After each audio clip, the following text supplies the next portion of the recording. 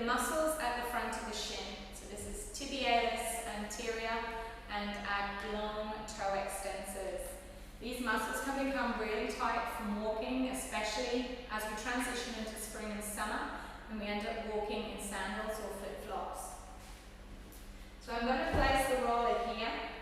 Variation 1, I'm going to come in with both of my knees, resting my hands on the floor for support, and the roller starts just below my kneecap really. And I'm just going to really slowly roll from side to side. It has sort of like a kneading motion to it. And I'm going to go from the shin bone and across the muscle tissue. And each time I move here, I'm having a sense of just gently compressing into that bulk of muscle.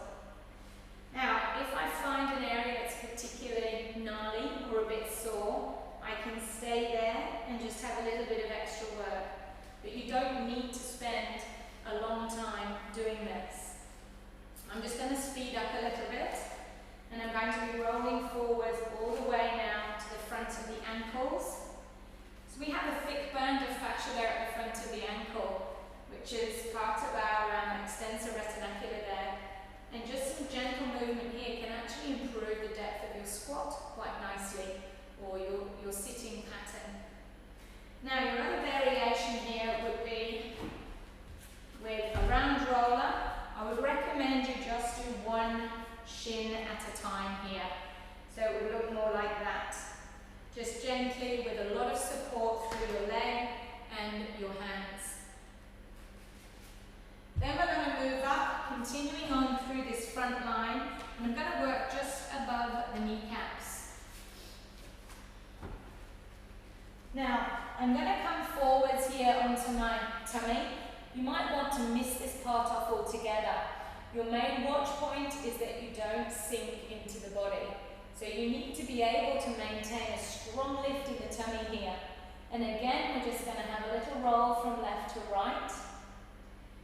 If you want to add some longitudinal motion, you can do a little knee bend and release, and this is going to stretch the tissue long ways or lengthways. So we do that a couple of times, maybe 4 maximum, and then again we can just sort of waddle or scooch our way along the roller.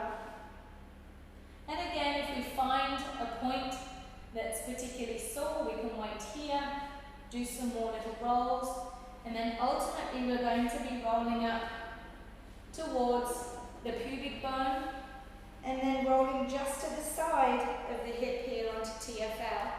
So TFL will look a little bit like this, a nice slow roll. Now, TFL is sitting just to the side of your pelvic bowl, your pelvic girdle here, and it's sort of where you might just slide your hands into your pockets. Remember, do not roll or lean on the front here in your pelvic triangle. You have a lot of vessels and nerves sitting here, and you don't want to be applying a lot of heavy pressure. If you're using the mobile roller, again, just come onto one leg at a time, and then you can actually have some motion happening here with this roller. Forwards and back, and then you can do some gliding